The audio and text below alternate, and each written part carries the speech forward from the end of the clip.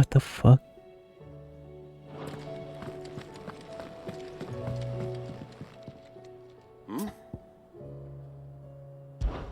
Clive, my boy! Rutherford informs me that we owe you our thanks. Hadn't intended for you to get involved, but such are the times we live in, huh? I would have done the same for anyone else. You're far too modest, Clive. You'd make a terrible nobleman. But tell me, is the realm truly in as dire a state as Rutherford suggests? From what little I saw, you were right to be worried. I suppose I should have expected the worst. But I was rather hoping the great and good of the realm might have things a little more under control. Alas, it seems that firm leadership is in short supply these days, and without it, the people are bound to lose their way. We must move quickly. But where do we start? True, the challenges that face us are many. But in my estimation, there are two key areas to be addressed before any other. The realm's armies and her larders. As you've seen firsthand, it's every man and woman for themselves out there.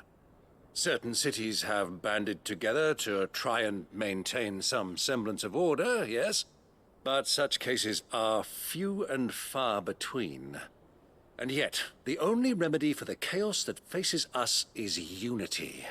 A unity that transcends even the borders laid down by our ancestors. In short, if Storm does not stand together, she will fall apart. But how would one even begin to unite the realm? The armies, my boy. As I told you already, we begin by restoring order among the ranks of those sworn to maintain it.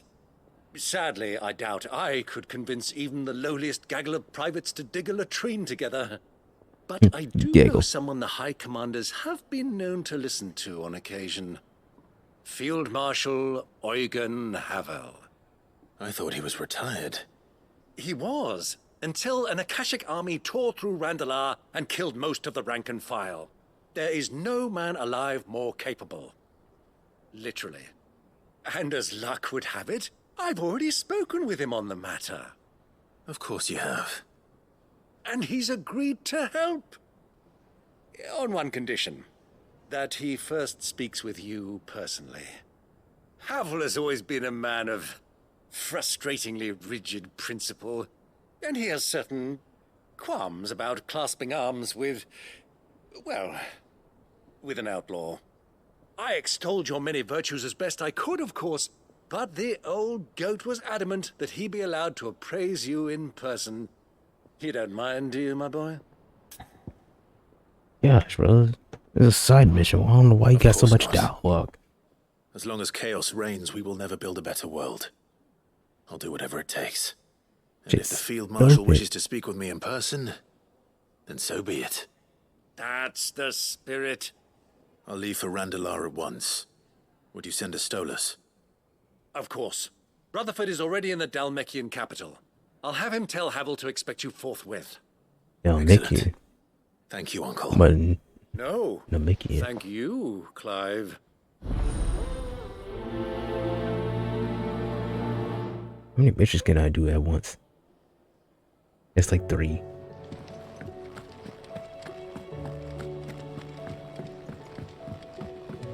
Of course, there's the 4th. Ah, Clive. Joshua, what's wrong? And don't say nothing. It's nothing. I've received word from Cyril. The Undying have found Father's will, or something akin to it. His will? How? Where? In the crypt beneath Rosalith Castle. After Kupka was kind enough to drive out the Imperials, the Undying took the opportunity to recover what relics of the Duchy yet remained. And in the process of doing so, they found a letter from Father. I'm surprised anything survived down there. Cyril asked that I join him in Tabor at my convenience. I have been meaning to go, but would you join me? Of course. I want to know what's in that letter as much as you do. Very well. I am ready to leave when you are. Hell yeah. Alright, let's force the missions. We're not gonna do on all 5.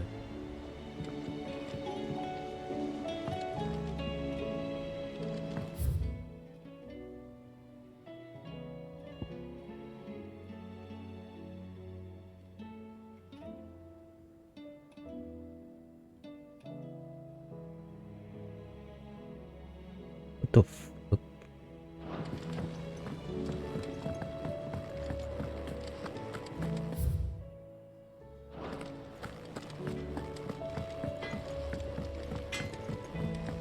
Is my naked goose? Say what you will.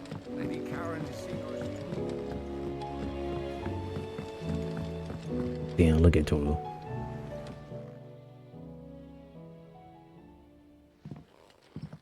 Pining for something, boy. He's a nigga, I am hungry. What is it? What do you see out there?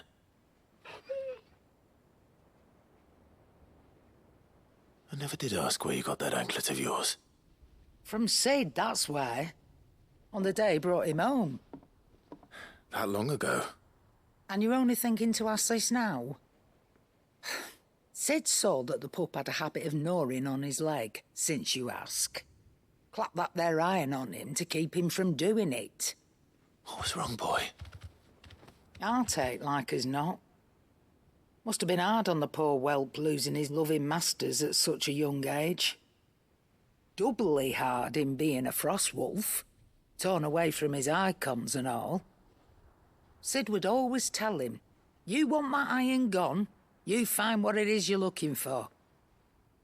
I reckon what he were looking for was you. I'm sorry, Torgal. Sorry for making you wait so long. Let's get that thing off you.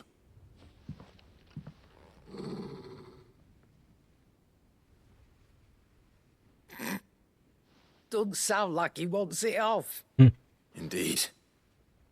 You miss Sid as much as the rest of us, don't you?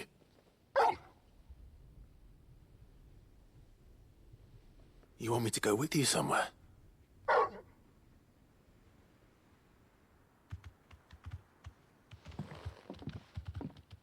Quick, aren't you? Glad you've been paying attention. Not nearly as much as you have, Lady Karen. Aye, good thing and all. It's not like Gav would have kept him in nuts and rubbed his belly these past 10 summers. Your kindness is appreciated. You've been a good friend to him. Only because he doesn't talk back like the rest of you. Go on now.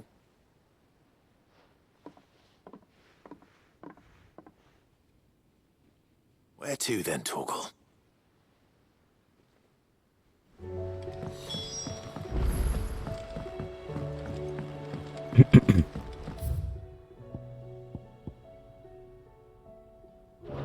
I was about to see where my dog going, bro.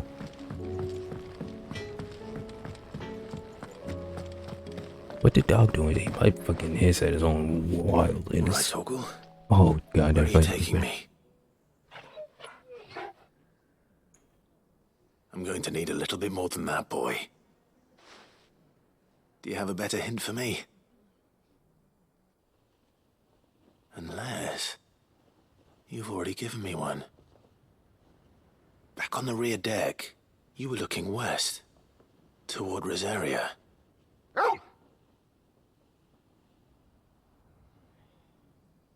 Why don't we try the rookery? the fuck is that?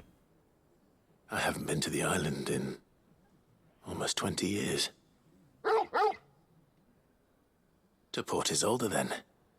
Fingers crossed the old mooring is still there.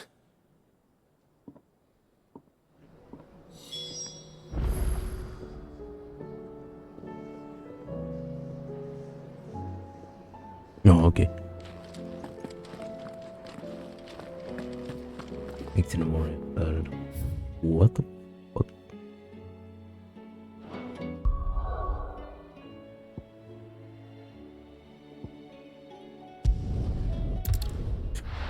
Or to what? Sorry. Wrong shits.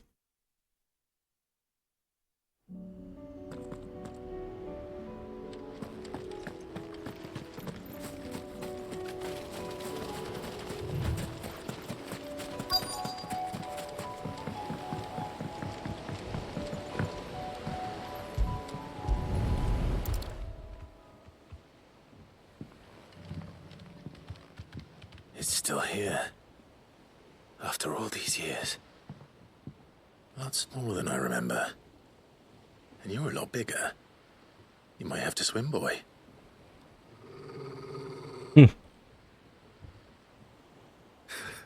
I wasn't being serious.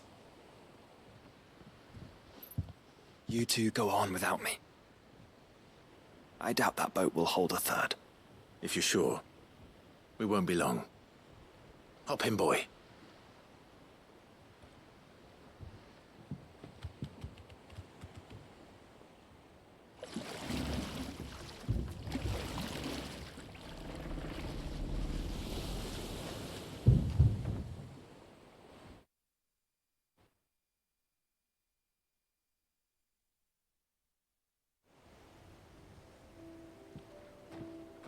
Fuck up. This place hasn't changed at all. The rookery's right through those trees. Come on. Does that mean I can go back here anytime? Race you there? I bet I could still beat you.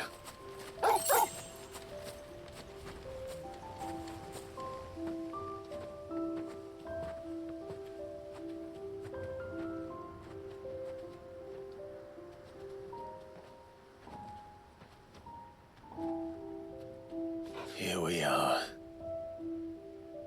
This was our hideaway. Wasn't it, Torgal?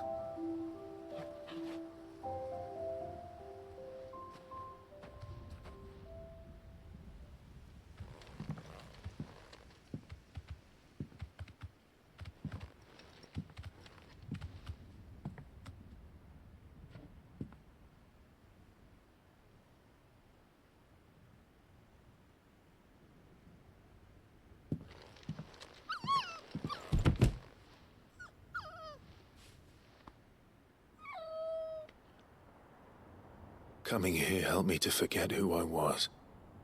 Or wasn't. Prince, shield. Son his mother could love. Had I been any one of those things? Perhaps.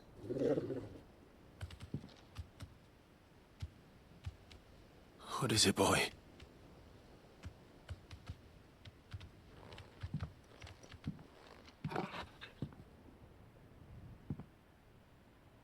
This is all from the castle. And Phoenix Gate. Did you bring these here?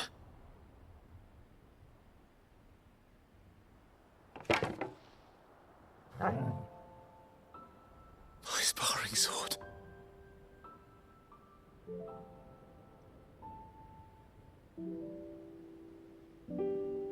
Well. You never stopped looking for me, did you, boy?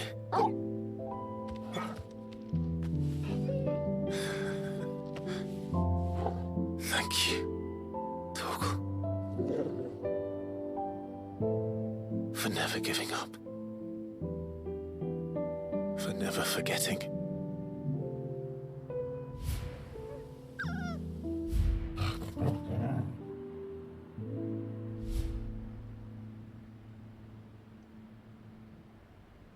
Let's take this with us, shall we? So I don't forget either.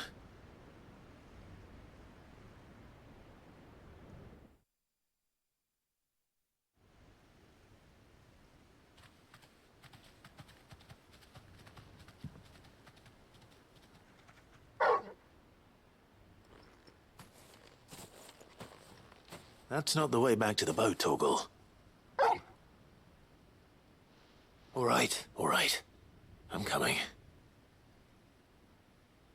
I think I know where we're going.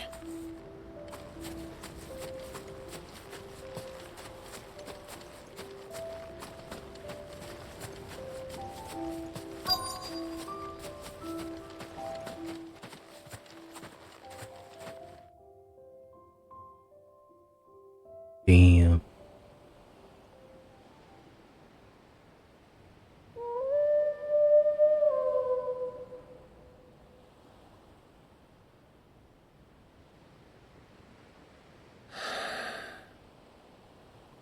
People always talk about the importance of putting the past behind you. But without it, we wouldn't be who we are today. And we certainly couldn't steer our way to a better tomorrow. Come on, Torgal. Let's go home.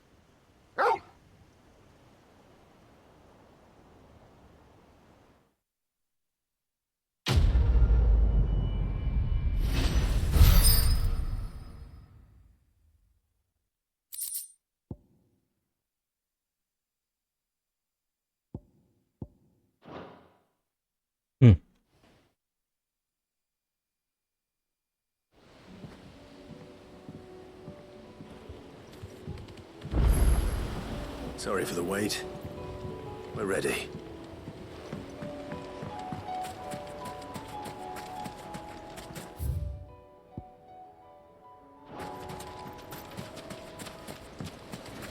And I can just use that boat and go back at any time. Sweet.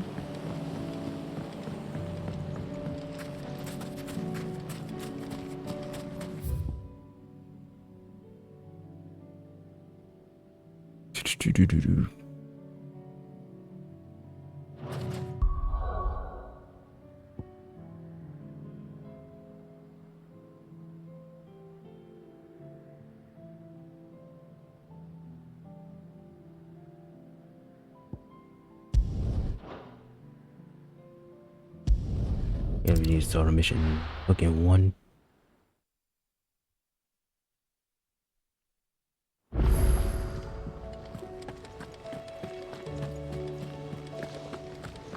There's something about him.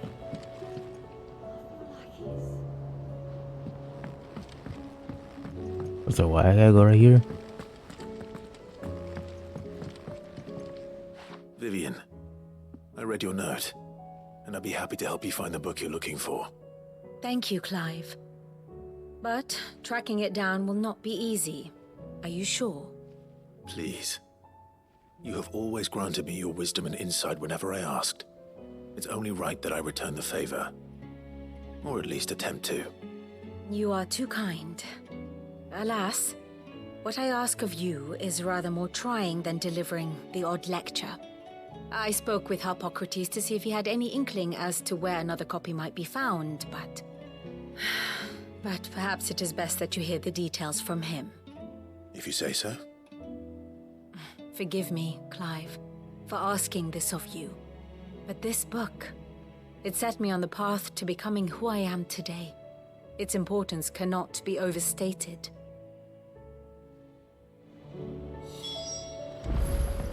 Right, sound good right now on the real.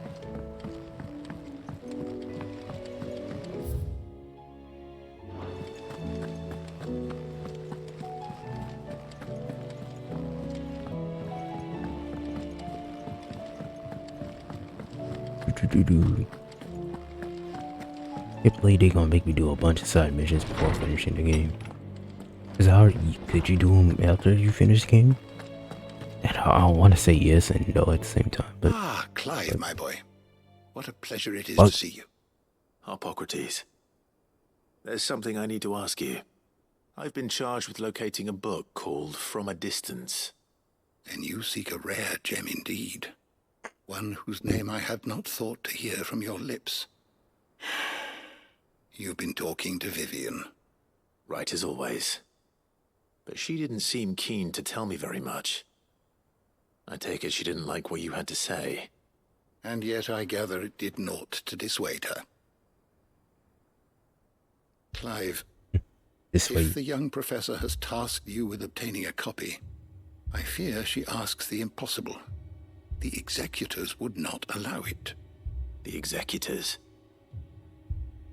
Coveters of Secrets. A clandestine organization committed to the collection and intenebration of forbidden texts and technologies. One such text being the tome Vivian seeks, chronicling as it does the true history of the enslavement of bearers. A tale which could overturn the established order were it ever to become widely known. Or, so rumor has it. I've never actually read the thing, or even set eyes on it for that matter. How is it that I haven't heard of this organization? Why, secrecy is the executor's Organization watchword. 13. They lurk in the shadows, emerging only to seize that which must be seized, be it books, inventions, or people, before disappearing again, leaving nary a trace. Which would explain why Vivian's copy was snatched from her grasp not long after she found it. By the hand of the executors, yes. But what drives them? Self-interest or ideology? A fine question. Sadly, all that is known of the executors can be recounted in a single breath. You may just as soon ask me of their origins, numbers, or the identities of their leaders. Any answer I give would be pure speculation. Then my hunt was doomed from the first. What was Vivian expecting? That I'd pluck it from thin air? Not from thin air, no. From ash. What the Rumors of the executors are rife among the scholars of Storm, but rather less so across the strait. I have a friend. Well, I had a friend in the village of Garnick, a collector of rare tomes, upon which subject we would oft correspond. Alas, I have heard naught from him since the skies fell dark. And no doubt he too has turned. But though he did not mention it by name, it is possible that a surviving copy of From a Distance yet rests upon one of his many shelves, quietly awaiting discovery. If you were, by some chance, able to save even a single book from the poor man's library, I know his soul would rest easier. Very well. When I next Then find it's about myself to- in Waloed, I'll be sure to pay Garnick a visit.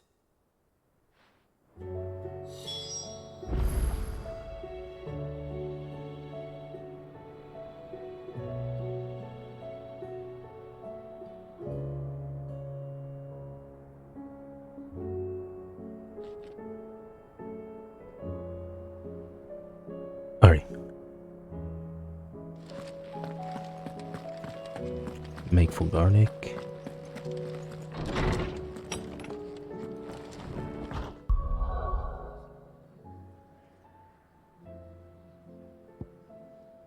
Where the fuck's Garnick? Oh shit. Oh jeez. Oh jeez.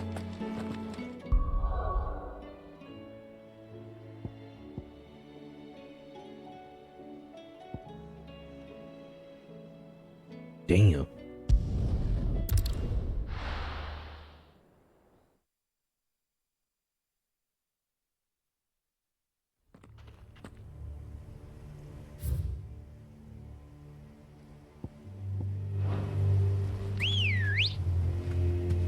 Look like a job for a juggalo.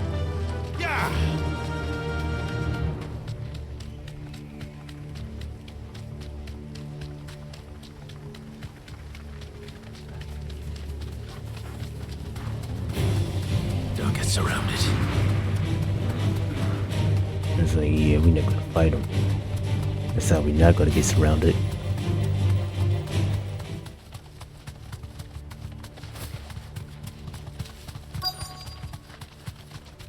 The entire village looks abandoned. Now, which house would a bookworm live in?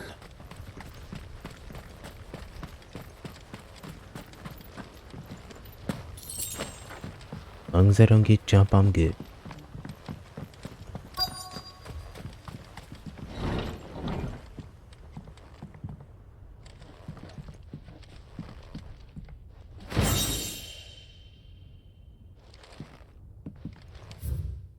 Royal Intelligence training report. In the wake of a tragic fire of Care Norvin in 873V and the subsequent depletion of our most highly practiced intelligence, mainland strongholds were instructed to redouble training in clandestine maneuvers, improvised weaponry, and assassination techniques, and dispatch promising volunteers to Stone here for inspections. The reports detail progress made by the stronghold at Garnick and reinvigorating Raludes. Ranked and esteemed intelligencers. This is a Royal Army logbook. Did he take this from the local barracks?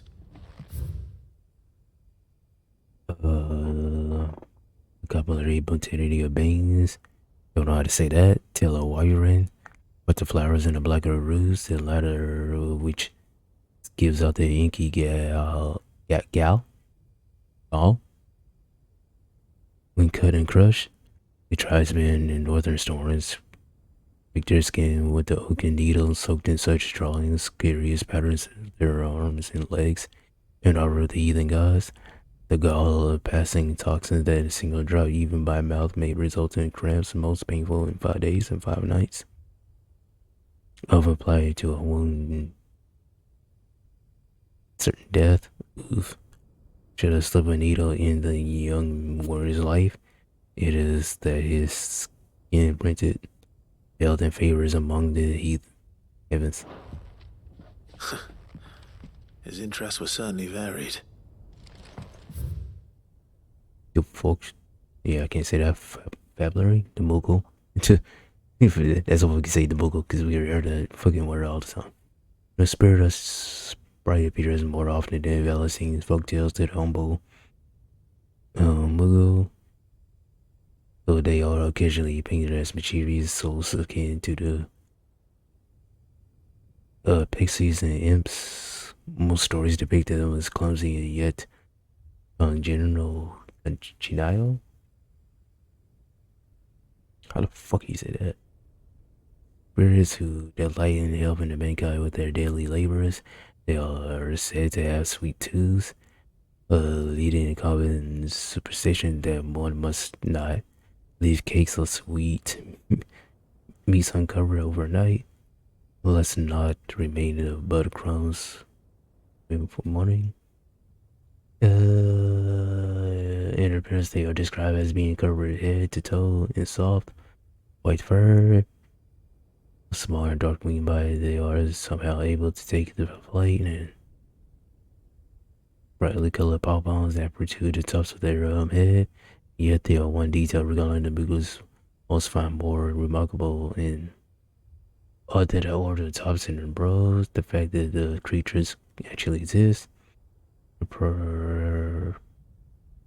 Prosperities, I hate you cry. Everyone knows that the Mughals are the stuff of legends. I quite agree, but every legend is based on truth. In the case of the Mughal, the fact that it's not so dismally fiction is ancient mysteries. List the white mole whose foot do not touch the ground amongst the beasts of the realm. Illustrations besides the name. Why is it none other than the Mughal? Of course, it is true that the creatures are still surviving twins in the modern day, rousing the miniature wings, carry down the others' climbs.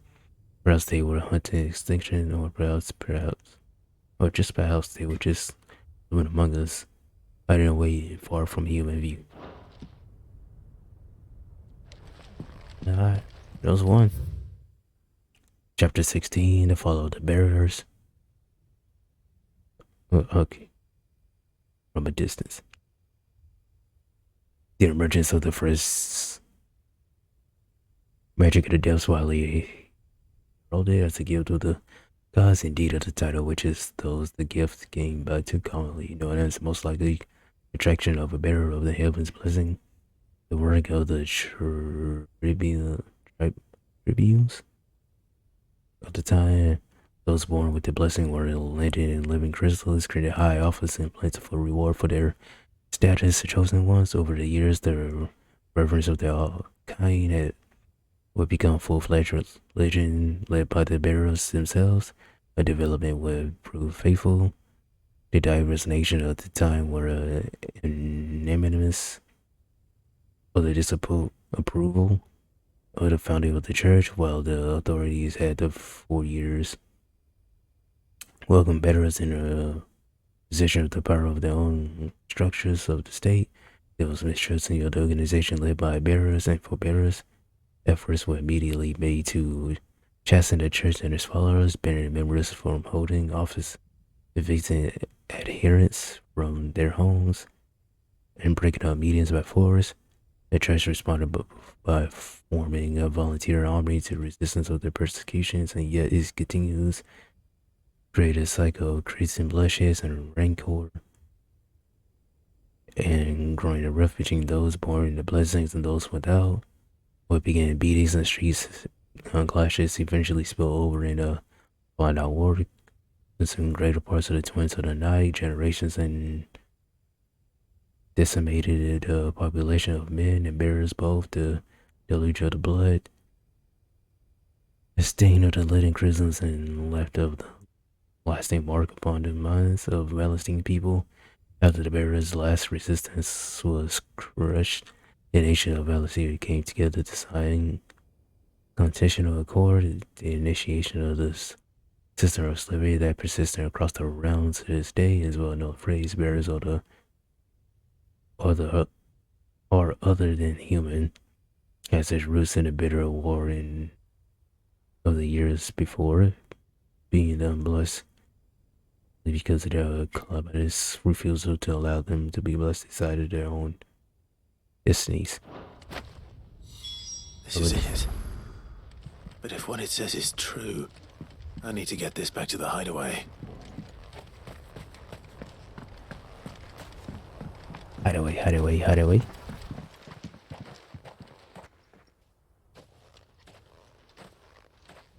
Leaving so soon, stranger? The fuck is you? We've been watching you.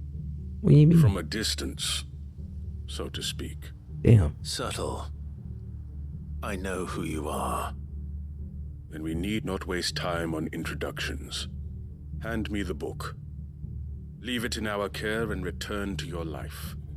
Your care? Do you mean to burn it or bury it? That is not my decision to make. But by one means or another, its contents shall be removed from the common record.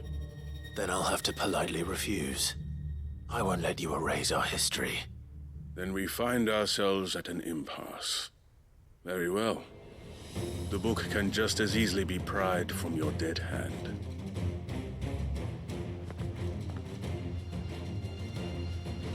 I thought you was gonna fight me, but you was gonna walk away and let your goons do that shit. Okay. Let's see, shall we? That's crazy. Got the goons out here.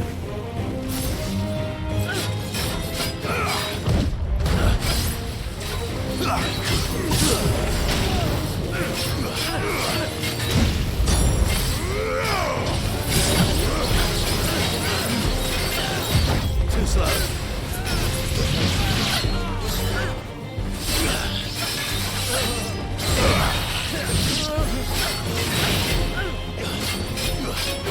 Nice try. Get him.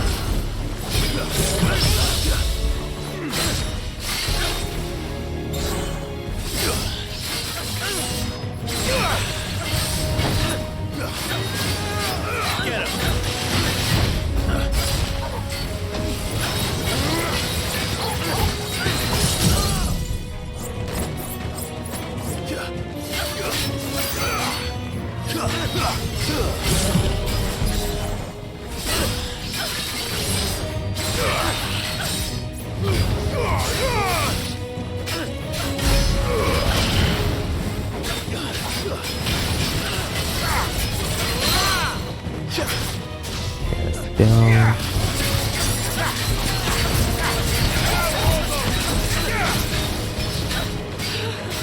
Nice try.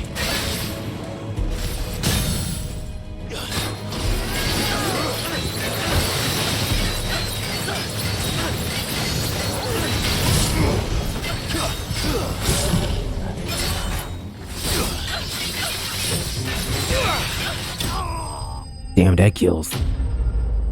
That nigga's so dope with that fucking. Oof.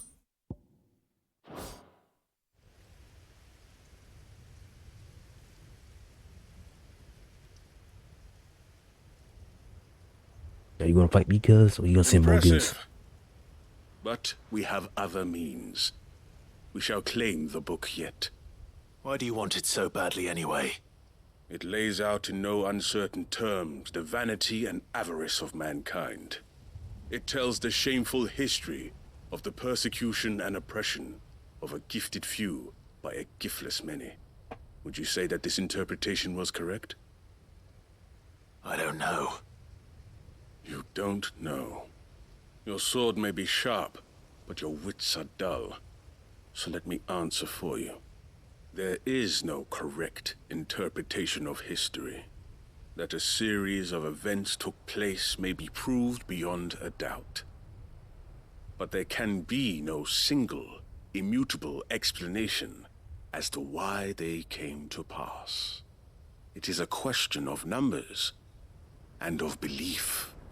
If enough people believe that a set of events occurred for a reason, that belief becomes the truth. So you're trying to control the truth?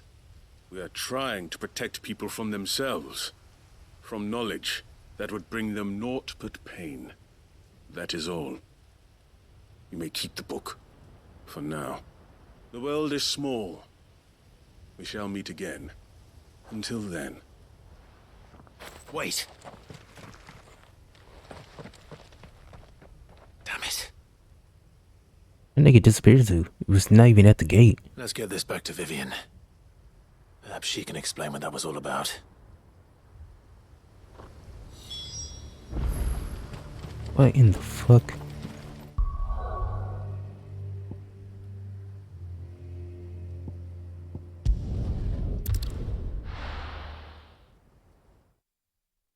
That shit's so wow.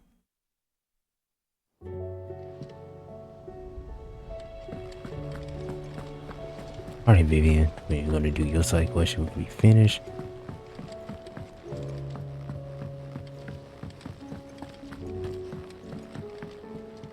It's almost 2 hours already.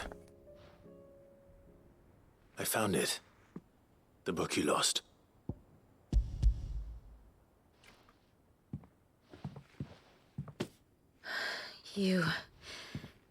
You found it.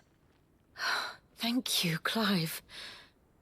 Even though I asked this of you, I was not entirely sure it would be possible. I feared the executors had seized every copy. I met with one of these executors, and I convinced him to let me keep it. He told me something. That the truth is just a matter of collective belief. And that if enough people believe a lie, that lie becomes the truth. It does. But it also means that the truth is not immutable. That it can be changed. Provided that those who wish to change it can convince enough people that their perspective is the correct one. As the sad history of the bearers proves. You said that the book inspired you to become a scholar. It did. Or its author, rather. She was a heretic, you see. A firebrand and a dissenter. A gallows stood ready for her in every corner of the realm. And by shunning society, or perhaps being shunned by it, she stumbled upon a truth so potent that an entire realm trembled at the prospect of its utterance. I, too, have always felt somehow set apart from the world of men. A stranger to my own species. She taught me that my solitude was not a curse, but a gift. And that, though my journey to the truth might be a lonely one, what I found at my destination would be more than worth the cost. Do you still feel that way? That you're not one of us? Honestly, I'm not entirely sure anymore. Since coming to the hideaway, I find my thinking somewhat clouded. Perhaps the result of studying mankind from a rather closer perspective than I had intended. But the more I study, the more I find value in this perspective. In looking not from the outside, but from within. So if you'll permit me, I'd like to continue my work here. Remember, Clive, when enough people believe, Belief begets truth. Give the men and women of this benighted world the gift of truth. Make them believe in you, as I do. I'll try, Vivian. I'll try.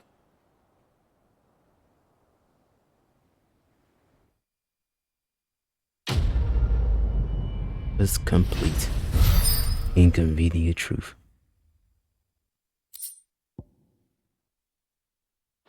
That's crazy. They have more missions. Sid, I was wondering if you could help me. Damn it. It depends what with. A bearer, but recently freed from his bonds, is keen to join the Curse Breakers. As you know, the work we do is not easy, which is why we test every volunteer's suitability. I was hoping you could oversee this one's evaluation. I don't mind, but why this one? Because he wants to be a scout. Our ranks are filled with men and women capable of breaking chains and putting slavers to the sword. But scouting, we're few with the nose for that, which is why we still rely so heavily on Gav. And since he accompanies you on so many of your missions, I thought you might be better placed to recognize the traits in him that we should look for in those who'd fill his boots. Sounds reasonable. So you happy to oversee the boys' test then? What time is you up? One can never have too many scouts. Truer words, Sid. I'll let the initiate know that you'll be attending his trial, and that he is to proceed directly to Northreach in readiness. No time like the present, eh? No time like the present. I'll await you there. Dope. I say dope, dope, dope, dope. Northreach. I don't suppose they could have chosen somewhere closer. Something about it.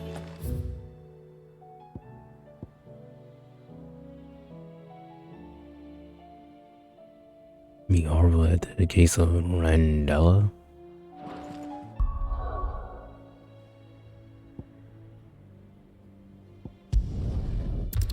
Buckley. Oh, Bucklad.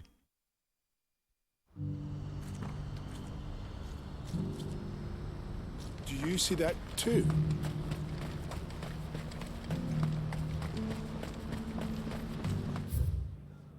Come on, why did you to put me 500? Okay. Papa? What is it? Please, just make it stop. I'm scared. But I am scared just as you are. Did you just Come on. come out of nowhere? Fly, Ambrosia.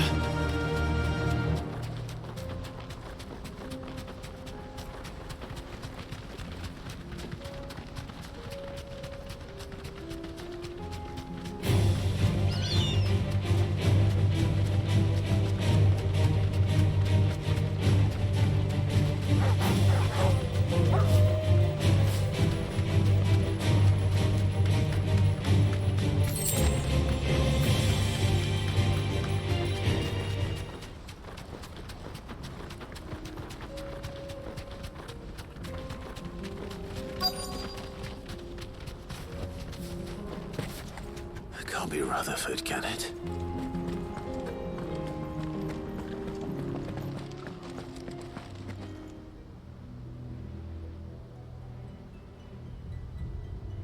Turncoats and cowards, the lot of you!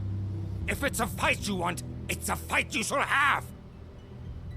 So I don't think I've been in this side of town. I don't need your... Please, Field Marshal, oblige him. This won't take long. You're right. It won't. Men, finish him.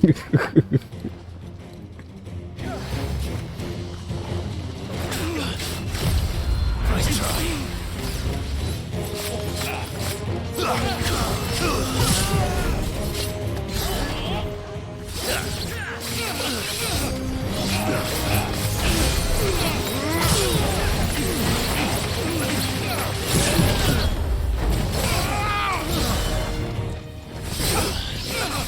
God, these niggas should be dead.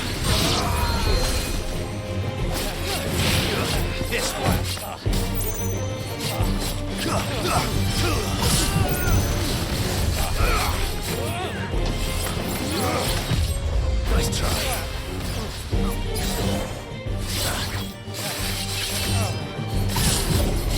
Dang, I didn't reach 3 bars. Too slow.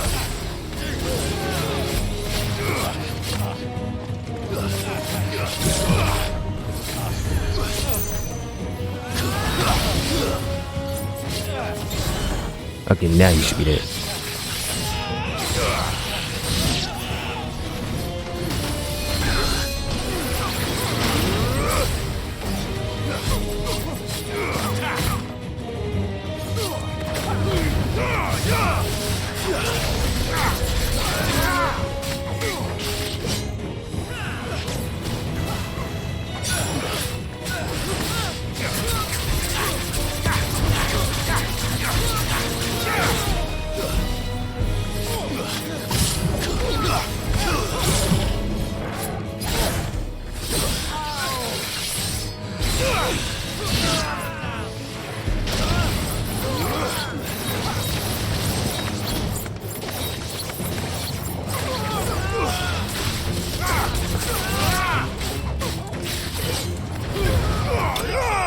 That shit is so clean.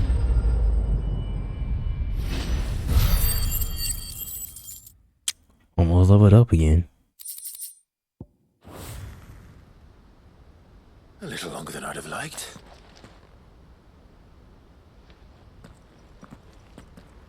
Crazy.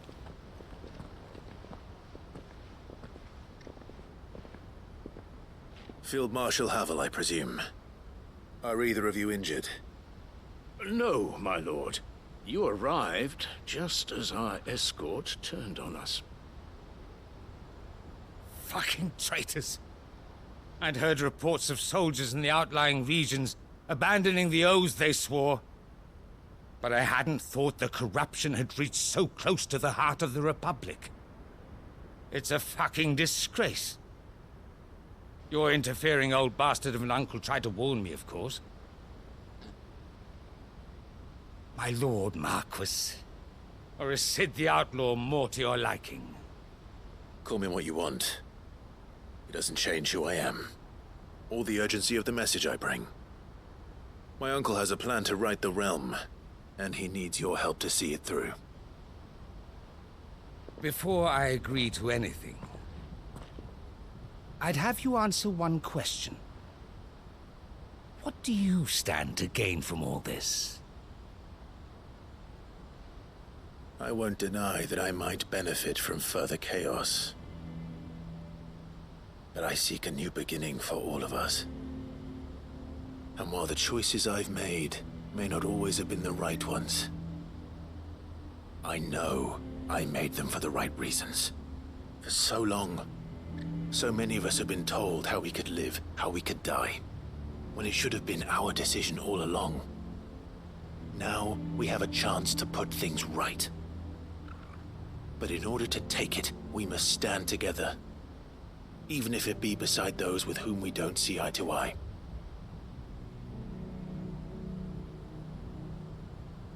Certainly not the words I expected from an outlaw.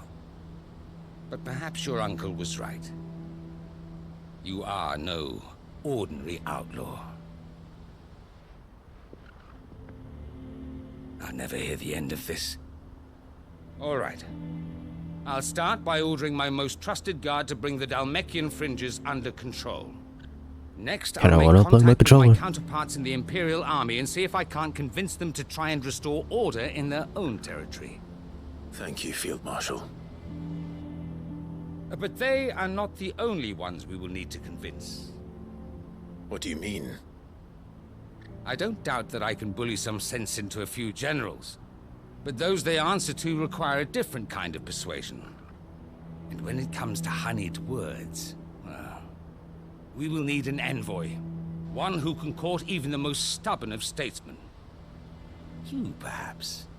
I'm flattered. But I'm no diplomat either. And I have other problems to attend to. What we need is a skilled arbitrator. And I may know just the person. Is that so? And would he happen to be an outlaw too? Of a different kind, perhaps. Beggars can't be choosers. I suppose we'll all have to find a little of the outlaw in ourselves if we're to make it through this. Very well. Send your man to me right away. I shall.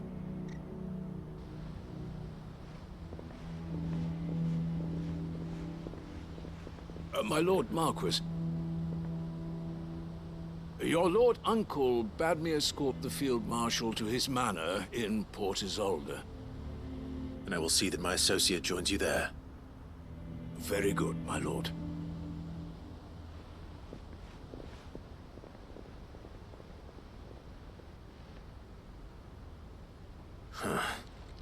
An envoy. I'm not sure I'm the man to talk anyone round. I can barely convince my brother to take his medicine. No. This is a job for someone with experience. Someone like Quentin. I hope I can convince him at least.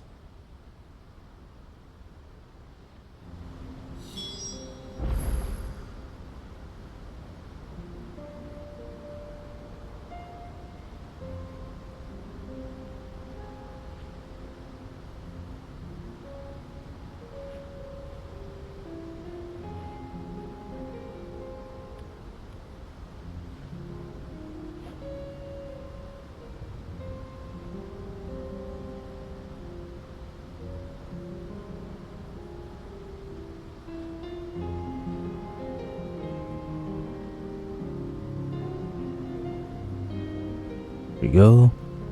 And now we're gonna continue. Oh, we can do 2 birds and 1 stone type shit. What's the other mission?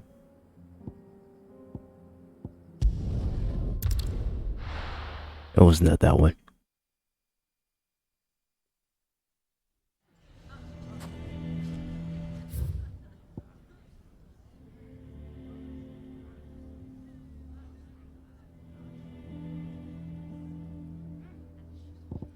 Is it this?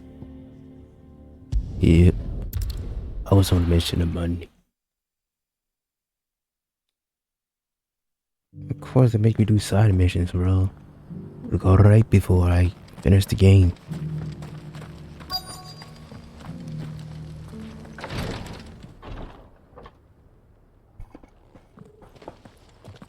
Hey, that Assassin's Creed ass nigga. Grace, my Looking lord, nigga.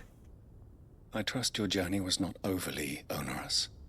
Cyril, you found a letter from Father. Yes, I have it here.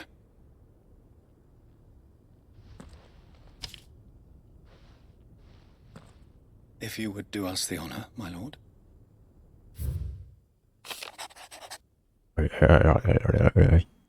My beloved sons, I know that I asked much of you to go into war, but I see no other way to secure the future from our duchy and our family. Yet even should we succeed in subduing the savages and winning back Drake's breath, the threat of the blight still looms, and only without Rosaria striving as one might be last to overcome it. I have made plans to see us through, but such are the obstacles that stands in our way. Shall likely fall to you to continue my work. I know that you have the strength and courage and will to do so. It shall be our arduous inheritance, and so I offer you another that you might be reminded of the love and faith that I hold for you both, your father, and I can't read cursive because I'm dumb. An inheritance. It would seem the late Archduke penned this missive shortly before his passing.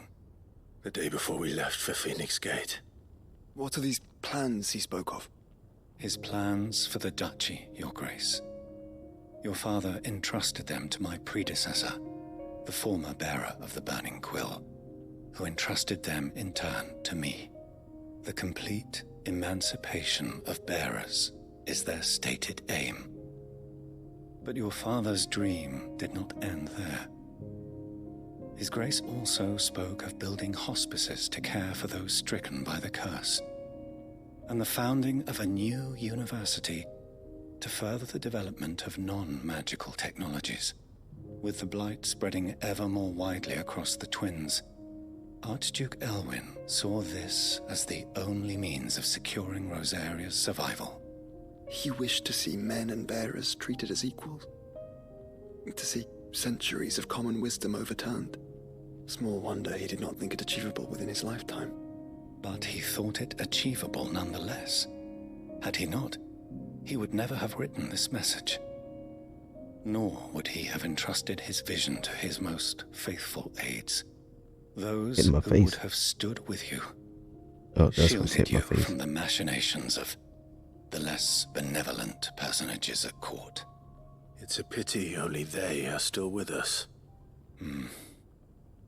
'Tis true that those most loyal to your father were the first to suffer the Duchess's wrath.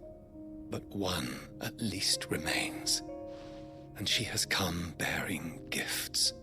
What do you mean? Mayhap it is better that she explain, my lord. After all, the duties entrusted to me by my predecessor extended only to recovering His Grace's will and arranging a meeting with the one who might execute it, or a part of it at least. And where is this woman? She awaits you in the archive, Your Grace.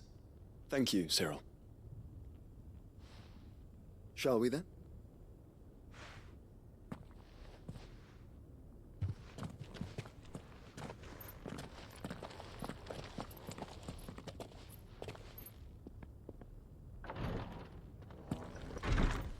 In our archive.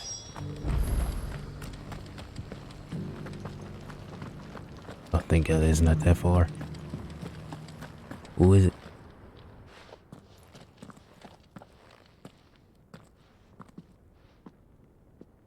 My lord, Your Grace.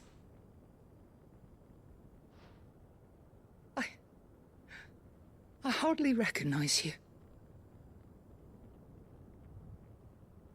I am Goditha, retainer of House Rosfield, loyal servant to the Phoenix and his shields. Your father, the Archduke Elwyn, entrusted me with the delivery of a gift. I only hope you can forgive my tardiness in bringing it to you. Lift up your head, Lady Goditha. You have our gratitude for your service to our house and to our father. I merely did my duty, as any proud Rosarian would. My lady, perhaps you could explain a little more? What exactly is the gift you bring? As I'm sure you know, it has long been the custom for the children of House Rosfield to be presented with certain keepsakes upon their coming of age. Indeed it has. Our father often spoke of the day when our turn would come. And had he lived to see it, he would have presented you with the treasures I bear. Matching armbands for you both. Alas, he did not live. Indeed, he was taken from us even before they could be completed. He had intended to claim the Heartstone with which each armband was to be finished himself, but it was not to be. And his gifts remain incomplete. I see. It saddens me to bring them before you, as they are. It was your father's wish that you be presented with the finished articles, not these works in progress. But with His Grace long since gone, and the stone left unclaimed, I had little choice. You are grown men now, and his house is yours. And while I would not presume to insist upon your claiming the Heartstone in his stead, I know that nothing would have pleased him more than for you to do so. Thank you, Lady Goditha. What say you, Clive? What else? Of course, my lady. May our father's will be done. Oh, I am much obliged. Do you know where we might find this Heartstone, my lady? I do. Though it may be a matter of a good deal more than simply happening upon it. It is found in the bellies of elder griffins, you see. We do at least know where to find one. A certain specimen has made its nest in Titan's Wake, not far from here. A certain specimen? You are most perceptive, Your Grace. In answer to your unspoken question, Yes. In fact, this is the very same beast your father meant to slay. I have been tracking its movements since you were but a boy. Were you to slay it in his stead, as men of House Rosfield, it would surely make your father proud. What say you, Joshua? What else? Alright, we gotta slay the beast. Slay the beast. Titan's Wake is to the south of here. But we must not be hasty. The good lady has been disappointed once already.